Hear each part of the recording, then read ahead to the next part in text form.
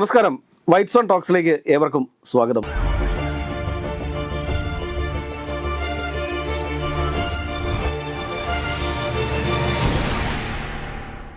സാറേ നമസ്കാരം. സാറേ, ഈ കഴിഞ്ഞ ഉപതെരഞ്ഞെടുപ്പിന് ശേഷം BJP-യിൽ ശക്തമായ കലഹം ഉണ്ട് എന്നുള്ളതൊരു സത്യമാണ്. പക്ഷേ BJP-യുടെ സംസ്ഥാന പ്രസിഡന്റായിട്ടുള്ള K. സുരേന്ദ്രൻ മാത്രമാണ് BJP-ക്കകത്ത് ഒരു പ്രശ്നവും ഇല്ല എന്ന് പറയുന്നത്. ഒന്ന് രണ്ട് CPM-കാരൊക്കെ BJP-യിൽ ചേർന്നു ഈ ഉപതെരഞ്ഞെടുപ്പ് പരാജയത്തെ അത് വെച്ച് മറയ്ക്കാം എന്നൊക്കെ ശ്രമിച്ചുവെങ്കിലും ഈ വരുന്ന 7-8 തീയതികളിൽ എറണാകുളത്ത് വെച്ച് ചേരാനിരുന്ന, അതായത് ഉപതെരഞ്ഞെടുപ്പുമായി ബന്ധപ്പെട്ടുള്ള അവലോകന യോഗം മാറ്റിവെക്കുവാൻ വേണ്ടിയിട്ട് കേന്ദ്ര നേതൃത്വം സംസ്ഥാന നേതൃത്വത്തിന് നിർദ്ദേശം നൽകിയിരിക്കുകയാണ്. ഇതിന് കാരണം എന്താണെന്ന് ചോദിച്ചു കഴിഞ്ഞാൽ ഒരുപക്ഷെ അന്ന് അവിടെ ഒരു രക്തച്ചൊരിച്ചിൽ വരെ ഉണ്ടാകാൻ സാധ്യതയുണ്ട് എന്നുള്ള രീതിയിലാണ് റിപ്പോർട്ടുകൾ പോയിക്കൊണ്ടിരുന്നത്. കാരണം K. സുരേന്ദ്രനെതിരെ അതിശക്തമായ നീക്കം സംസ്ഥാനത്തെ മുഴുവൻ BJP പ്രവർത്തകർക്ക് ഇടയിലുമുണ്ട്. കാരണം BJP-യെ ഇനി നയിക്കുവാൻ K. സുരേന്ദ്രന് ശേഷിയില്ല എന്നുള്ളൊരു സത്യമാണ്. അതോടൊപ്പം തന്നെ MT രമേശ്, ഇപ്പോൾ കഴിഞ്ഞ ദിവസം നമ്മൾ ഏഷ്യാനെറ്റിൽ ഒരു വാർത്ത കണ്ടിരുന്നു. ഒരു 9 കോടി രൂപയുടെ മെഡിക്കൽ നേരത്തെ ഉണ്ട്, ഒരു 9 കോടി രൂപയുടെ ആരോപണം. അതൊക്കെ ഈ ഒരു സമയത്ത് ഏഷ്യാനെറ്റ് ന്യൂസിൽ വരണമെന്നുണ്ടെങ്കിൽ അതിൻ്റെയൊക്കെ പിന്നിൽ K. സുരേന്ദ്രനെ പോലുള്ള ഒരാൾ മാത്രമായിരിക്കും എന്നുള്ള കാര്യം ഈ അരിയാഹാരം കഴിക്കുന്ന ഏതൊരു മനുഷ്യനും മനസ്സിലാക്കുന്ന കാര്യമാണ്. കാരണം അത്രയ്ക്കും, അതോടൊപ്പം തന്നെ കഴിഞ്ഞ സംസ്ഥാന കമ്മിറ്റിയിലൊന്നും പങ്കെടുക്കാതെ MT രമേശും അതോടൊപ്പം തന്നെ നമ്മളുടെ കൃഷ്ണദാസൊക്കെ മാറി നിൽക്കുന്ന ഒരു രാഷ്ട്രീയ സാഹചര്യം കൂടി ഉണ്ടായിരുന്നു. അപ്പം BJP-ക്കകത്ത് ശക്തമായ ഒരു ഗ്രൂപ്പ് പോര് തന്നെയാണ് നടന്നുകൊണ്ടിരിക്കുന്നത് എന്ന് വേണം നമ്മൾ മനസ്സിലാക്കാനായിട്ട്. കാരണം ഇതിൻ്റെ പല പല കാരണങ്ങളുണ്ട്. കാരണം പാലക്കാട് ഉപതെരഞ്ഞെടുപ്പിൽ BJP സ്ഥാനാർത്ഥിക്ക് വിജയപ്രതീക്ഷ ഉണ്ടായിരുന്നു. അങ്ങനെയൊക്കെ ഇരിക്കുന്ന സാഹചര്യത്തിൽ പെട്ടെന്നൊരു സാഹചര്യം C. കൃഷ്ണകുമാർ എന്ന് പറയുന്ന ഒരു സ്ഥാനാർത്ഥി അവിടെ വരുന്നു. ശോഭാ സുരേന്ദ്രനും K. സുരേന്ദ്രനും ഒക്കെ പിക്ചറിൽ നിന്ന് ഔട്ടാകുന്നു.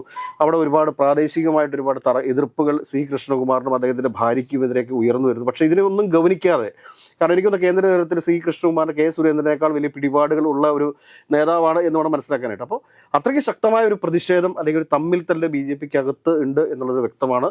അതിൻ്റെ അടിസ്ഥാനത്തിൽ തന്നെയാണ് 7-8 തീയതികളിൽ അവരുടെ അവലോകന യോഗം മാറ്റിവെക്കുവാൻ വേണ്ടി തീരുമാനിച്ചിരിക്കുന്നത്. കാരണം BJP 2030 ആകുമ്പോഴത്തേക്ക് കേരളത്തിന് ഭരണം പിടിക്കും അല്ലെങ്കിൽ പിടിച്ചെടുക്കും എന്നൊക്കെ പറഞ്ഞുകൊണ്ട് നിൽക്കുന്ന ഒരു സാഹചര്യത്തിൽ BJP തന്നെ ഇല്ലാതാവുന്ന ഒരു രാഷ്ട്രീയ സാഹചര്യത്തിലേക്കാണ് കേരളം പോയിക്കൊണ്ടിരിക്കുന്നത്. തീർച്ചയായും നമ്മളിൽ കണ്ടത് BJP-യിൽ നമ്മൾ ഇന്നേ വരെ കേരള BJP-യിൽ ഗ്രൂപ്പ് പോര് എന്നൊക്കെ പറയുന്നത് ഒരു വാർത്തയെ അല്ലാതായിട്ട് കുറേ കാലമായി. പക്ഷേ നമ്മളിപ്പോൾ കാണേണ്ടത് കേരളത്തിലെ BJP യഥാർത്ഥത്തിൽ വലിയ പ്രതിസന്ധി ഘട്ടത്തിലൂടെ കടന്നു പോകുന്നു തന്നെ നമ്മൾ കാണേണ്ടതുണ്ട്. കാരണം പാലക്കാട് ഉപതെരഞ്ഞെടുപ്പുമായി ബന്ധപ്പെട്ട് BJP-യിൽ അടിഞ്ഞുകൂടിയിരിക്കുന്ന, ഉരുണ്ടുകൂടിയിരിക്കുന്ന വലിയ തരത്തിലുള്ള വിഷയങ്ങളെല്ലാം സ്ഫോടനാത്മകമായ അവസ്ഥയിലേക്ക് എത്തിയിരിക്കുന്നു നമ്മൾ കാണേണ്ടതുണ്ട്. ഇപ്പോൾ ഈ 7-8 തീയതികളിൽ കൊച്ചിയിൽ വെച്ച് നടക്കുന്ന അവലോകന യോഗത്തിൽ കൃത്യമായി കീറി മുറിച്ചുകൊണ്ടുള്ള കൃത്യമായി വിമർശനങ്ങൾ ഉയരുമെന്നും അത് K. സുരേന്ദ്രന് തുടരാൻ പറ്റാത്തൊരു രാഷ്ട്രീയ സാഹചര്യം ഉണ്ടാക്കുമെന്ന് അറിഞ്ഞതുകൊണ്ടാണ് ദേശീയ നേതൃത്വം പെട്ടെന്ന് തന്നെ ഇടപെട്ടിട്ട് അങ്ങനെ ഒരു യോഗം ഇപ്പോൾ തൽക്കാലം നടത്തേണ്ടതില്ല എന്ന് തീരുമാനിച്ചിരിക്കുന്നത്. യോഗം ചേരാൻ തീരുമാനിക്കുകയും അതിൽ പ്രഭാരിയും സഹപ്രഭാരിയും ഒക്കെ പങ്കെടുക്കുമെന്നൊക്കെ പ്രഖ്യാപിച്ചാണ്. പക്ഷേ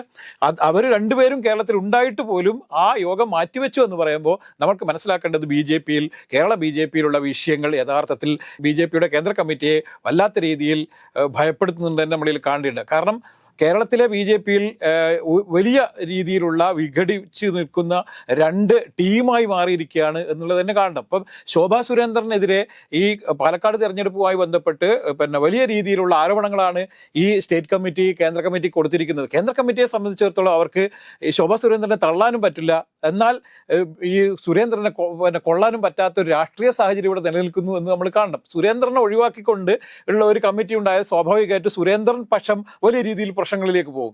മറിച്ച് ഈ പറയുന്ന MT രമേശ്, അതുപോലെ തന്നെ കൃഷ്ണദാസ്, ശോഭാ സുരേന്ദ്രൻ പോലെയുള്ള അവരെ ഏതെങ്കിലും തരത്തിൽ മാറ്റി നിർത്തിയാൽ അത് ജനകീയമായി ഏറ്റവും കൂടുതൽ കുറച്ചും കൂടി വേരുള്ള നേതാക്കന്മാരെ മാറ്റി നിർത്തുന്ന അവസ്ഥയാവും. എങ്ങനെ വന്നാലും ഇവിടെ വലിയ പ്രശ്നങ്ങളാണ് എന്നുള്ള അവസ്ഥയിലാണ് ഈ കമ്മിറ്റി മാറ്റിവെക്കാൻ വേണ്ടിയിട്ട് ഈ BJP-യുടെ ദേശീയ നേതൃത്വം ഇവരോട് ആവശ്യപ്പെട്ടത് നമ്മളിൽ കാണേണ്ടതുണ്ട്. ഇപ്പം നിലവിലുള്ള പ്രശ്നങ്ങൾ പരിഹരിക്കപ്പെടാത്ത ഇനി ഒരു യോഗത്തിലേക്ക് പോകാൻ പറ്റാത്ത രാഷ്ട്രീയ സാഹചര്യമുണ്ട്. കാരണം ഒരു പറ്റ നേതാക്കന്മാർ മാറി നിന്നാൽ അത് വലിയ വാർത്താ പ്രാധാന്യം ഉണ്ടാവുകയും BJP-യിലുള്ള ഗ്രൂപ്പിസം പൊതുജന മധ്യത്തിലേക്ക് ചർച്ച ചെയ്യപ്പെടുന്ന ഒരു രാഷ്ട്രീയ സാഹചര്യം ഉണ്ടാവും എന്നുള്ളത് കൊണ്ടാണ് ഇപ്പോൾ തൽക്കാലം അങ്ങനെ ഒരു യോഗം നടത്തേണ്ടതില്ല എന്ന് തീരുമാനിച്ചിരിക്കുന്നത്. ഇപ്പം നമ്മൾ നോക്കൂ, പന്തളത്ത് എന്താ സംഭവിച്ചത്? BJP-ക്ക് ഭരണമുള്ള 2 മുനിസിപ്പാലിറ്റികളിൽ ഒന്നാണ് പന്തളം. പന്തളത്ത് എന്താ സംഭവിച്ചത്? പന്തളത്ത് എന്തുകൊണ്ടാണ് ചെയർപേഴ്സണും വൈസ് ചെയർമാനും രാജിവെക്കേണ്ടി വന്നത്? എന്താണ് രാഷ്ട്രീയ സാഹചര്യം അവിടെ? അവിടുത്തെ കൗൺസിലർമാർ എന്തുകൊണ്ടാണ് ഈ പിന്നെ BJP നേതൃത്വമായിട്ട് അകലാനുള്ള കാരണം എന്നുള്ളത് പഠിക്കണം. പാലക്കാട് എന്താ സംഭവിച്ചത്? പാലക്കാട് 4 കൗൺസിലർമാർ പോകുന്നതോടുകൂടി പാലക്കാടെയും സ്ഥിതി വളരെ ദയനീയമാവും. ഇങ്ങനെ ഒരു രാഷ്ട്രീയ സാഹചര്യം ഇവിടെ എങ്ങനെയാണ് സംജാതമായത്? സുരേന്ദ്രനും അതുപോലെ തന്നെ വി മുരളീധരനും കൃഷ്ണകുമാറും പോലെയുള്ള ചില കുബുദ്ധികളുടെ കൈകളിലേക്ക് ഈ പാർട്ടി മാറിയതാണ് യഥാർത്ഥത്തിൽ BJP ഇന്ന് നേരിടുന്ന ഏറ്റവും വലിയ പ്രതിസന്ധി. ഈ പ്രതിസന്ധി എങ്ങനെ പരിഹരിക്കും എന്നതിനെ കുറിച്ചിട്ട് കേന്ദ്ര കമ്മിറ്റിക്ക് യഥാർത്ഥത്തിൽ ഇപ്പോൾ ഒരു നിശ്ചയമില്ല നമ്മൾ കാണേണ്ടത്. യഥാർത്ഥത്തിൽ പ്രകാശ് ജാവ്ദേക്കർ അത്യാവശ്യം നിഷ്പക്ഷമായ ഒരു നിലപാട് സ്വീകരിക്കുന്ന ഒരു ദേശീയ നേതാവായിരുന്നു എങ്കിൽ ഈ അവസ്ഥ ഇത്രയും അല്ല. ഇതിനകത്ത് ഏറ്റവും പ്രധാനപ്പെട്ട പ്രശ്നം, കേരളത്തിലെ BJP നേരിടുന്ന ഏറ്റവും വലിയൊരു പ്രശ്നം എന്താണെന്ന് വെച്ചാൽ പ്രകാശ് ജാവ്ദേക്കറെ പോലെ ഒരു പക്ഷത്ത് മാത്രം നിൽക്കുന്ന ഒരു ദേശീയ ജനറൽ സെക്രട്ടറിയെ പ്രഭാരിയായിട്ട് കേരളത്തിൽ നിയമിച്ചു എന്നുള്ളത് തന്നെ. കാരണം എന്താ വെച്ചാൽ ഇദ്ദേഹത്തെ സംബന്ധിച്ച് കെ സുരേന്ദ്രനും വി മുരളീധരനും എന്തെഴുതി കൊടുക്കുന്നോ അത് വായിക്കുന്ന, അല്ലെങ്കിൽ അത് മാത്രം കേന്ദ്രത്തിൽ റിപ്പോർട്ട് ചെയ്യുന്ന ഒരു പ്രഭാരിയായിട്ട് ഈ പ്രകാശ് ജാവ്ദേക്കർ അധംപതിച്ചു എന്നുള്ളതാണ് കേരളത്തിലെ ഇപ്പോഴത്തെ BJPയുടെ അവസ്ഥയ്ക്ക് കാരണമെന്ന് നമുക്ക് പരസ്യമായിട്ട് തന്നെ പറയേണ്ടി വരും. അത് വലിയ ദയനീയ അവസ്ഥയിലേക്ക് BJP കൊണ്ട് എന്ന് എത്തിച്ചിരിക്കുന്നു എന്നുള്ളതാണ്. ഇപ്പൊ നമ്മൾ നോക്കൂ, എന്തുകൊണ്ടാണ് സന്ദീപ് വാര്യർ ഈ പാർട്ടി വിട്ടു പോകാനുള്ള കാരണം? ഇപ്പൊ സന്ദീപ് വാര്യർ പാർട്ടി വിടുന്ന സമയത്ത് സന്ദീപ് വാര്യർക്ക് യാതൊരു തരത്തിലുള്ള ജനകീയ അടിത്തറയില്ലെന്നും സന്ദീപ് വാര്യർക്ക് പോകാൻ തീരുമാനിച്ചാൽ വളരെ പെട്ടെന്ന് പോവാണ് വേണ്ടതെന്നും അദ്ദേഹം പോയത് നന്നായി എന്നൊക്കെ പറഞ്ഞിരുന്ന നേതാവ് തന്നെ പാലക്കാട് തോൽവിക്ക് ഒരു കാരണം സന്ദീപ് വാര്യരുടെ ഈ BJPയിൽ നിന്നുള്ള കോൺഗ്രസിലേക്കുള്ള ചൂടുമാറ്റം വലിയ രീതിയിൽ തിരിച്ചടിയായി എന്ന് അവർ കണ്ടെത്തിയിട്ടുണ്ട്.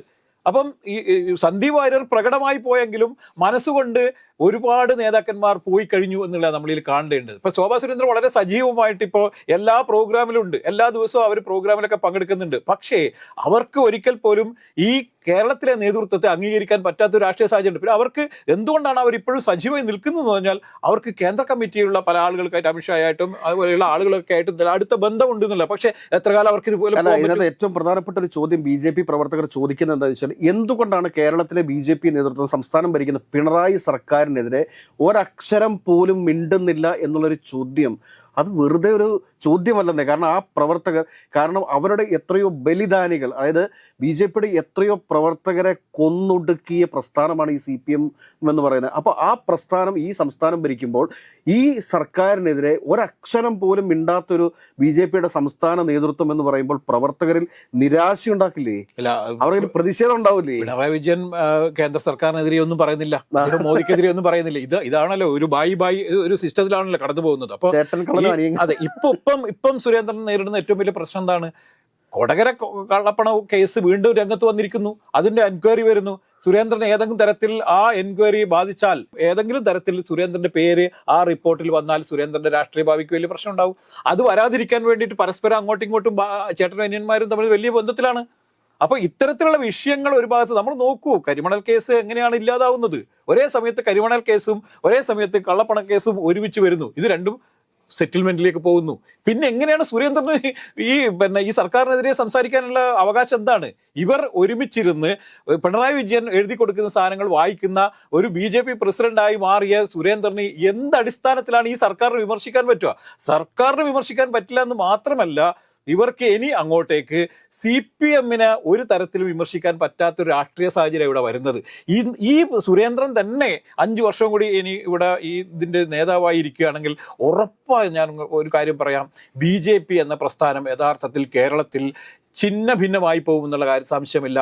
ഇന്ന് അത്യാവശ്യം ജനകീയ അടിത്തറയുള്ള എല്ലാ നേതാക്കന്മാരും ഈ പാർട്ടി വിട്ടു പോകും എന്നുള്ള കാര്യത്തിൽ യാതൊരു സംശയമില്ല. അതുകൊണ്ട് BJP എന്നുള്ള പ്രസ്ഥാനം കേരളത്തിൽ നിലനിൽക്കണമെങ്കിൽ ഈ സുരേന്ദ്രനെ മാറ്റിക്കൊണ്ട് കുറച്ചും കൂടി നല്ല ധാരണയൊക്കെയുള്ള ഒരു പ്രസിഡന്റിനെ കൊണ്ടുവന്നില്ലെങ്കിൽ ഉറപ്പാണ് കേരളത്തിലെ BJP തകർന്നു പോകും എന്നുള്ള കാര്യം. തകർന്നു പോകുന്നില്ല, ഇപ്പൊ തന്നെ തകർന്നിരിക്കുകയാണ്. അതായത് 32 കേരളത്തിൽ ഭരണത്തിൽ വരും, 36 കേരളത്തിൽ ഭരണം പിടിക്കും എന്നൊക്കെ പറയുന്ന പാർട്ടി ആളുകള് യഥാർത്ഥത്തിൽ BJPക്ക് അനുകൂലമായ ഒരു നിലപാടൊക്കെ വന്നിരുന്നു. നമ്മൾ ഈ പാർലമെന്റ് തെരഞ്ഞെടുപ്പിൽ യഥാർത്ഥത്തിൽ BJPക്ക് അനുകൂലമായ ഒരു ട്രെൻഡ് ഉണ്ടായി എന്ന് നമ്മൾ കണ്ടതാണ്. തിരുവനന്തപുരം തൊട്ട് കാസർഗോഡ് വരെ വോട്ട് ഷെയറിൽ വലിയ വർധനവുണ്ടായി നമ്മൾ കണ്ടതാണ്. പക്ഷേ എന്തുകൊണ്ടാണ് 5 മാസം കഴിഞ്ഞ് 6ാമത്തെ മാസം എത്തുമ്പോഴേക്കും BJPക്ക് ഇത്രയും വലിയ തിരിച്ചടി ഉണ്ടായിക്കൊണ്ടിരിക്കുന്നതെന്ന് പറഞ്ഞാൽ ഒറ്റ കാരണമേ ഉള്ളൂ. അത് സുരേന്ദ്രന്റെ ഏകാധിപത്യവും വളരെ അപക്വമായ രാഷ്ട്രീയ നിലപാടുകളുമാണ് നമ്മളിൽ കാണേണ്ടത്. അതുകൊണ്ട് സുരേന്ദ്രനും അതുപോലെ തന്നെ വി മുരളീധരനും കൃഷ്ണകുമാറും ഒക്കെ ചേർന്നുകൊണ്ട് ഈ പാർട്ടിയെ ഹൈജാക്ക് ചെയ്തു എന്നുള്ളത് മാത്രമാണ് നമ്മളിൽ കാണേണ്ടത്. യഥാർത്ഥത്തിൽ കേന്ദ്ര നേതൃത്വം വലിയ പ്രതിസന്ധിയിലാണ്. കേരളത്തിലെ പാർട്ടിയെ എങ്ങനെ, ഈ രണ്ട് പക്ഷമായി നിൽക്കുന്ന പാർട്ടിയെ എങ്ങനെ ഒരു പാർട്ടിയാക്കി കൊണ്ടുപോകാൻ പറ്റും എന്നുള്ളതിനെ കുറിച്ചുള്ള വലിയ ആലോചനയിലാണ് ഈ BJP നേതൃത്വം. ഒരുപക്ഷെ അവർ ഇവരൊന്നും അല്ലാത്ത RSS നേതൃത്വം ചിലപ്പോൾ ഒരു പുതിയ പ്രസിഡന്റിനെ കണ്ടെത്തിയേക്കാം. അല്ലെങ്കിൽ ഇത് വലിയ രീതിയിൽ തകർന്നു പോകുന്നത് അവർക്കും അറിയാം എന്നുള്ളത് നമ്മളിൽ കാണേണ്ടതുണ്ട്. ഏതെങ്കിലും BJPയുടെ 7-8 തീയതികളിൽ നടത്താൻ നിശ്ചയിച്ചിരുന്ന അവലോകന യോഗം മാറ്റിവെച്ചിരിക്കുന്നത് നിസ്സാരമായി കാണുവാൻ കേരള രാഷ്ട്രീയത്തിന് സാധിക്കത്തില്ല. കാരണം BJPക്കകത്ത് അത്രയും വലിയ പ്രശ്നങ്ങളാണ് നടന്നുകൊണ്ടിരിക്കുന്നത് എന്നുള്ളത്, അല്ലെ ഗ്രൂപ്പ് പോരാണ് നടന്നുകൊണ്ടിരിക്കുന്നത് എന്ന് വേണം നമ്മൾ മനസ്സിലാക്കാൻ. BJPയെ നയിക്കുവാൻ ശോഭാ സുരേന്ദ്രനെ പോലെയുള്ള ഒരു കരുത്തിയായ നേതാവ് വരട്ടെ എന്ന് ആശംസിച്ചുകൊണ്ട് നിർത്തുന്നു. നന്ദി, നമസ്കാരം.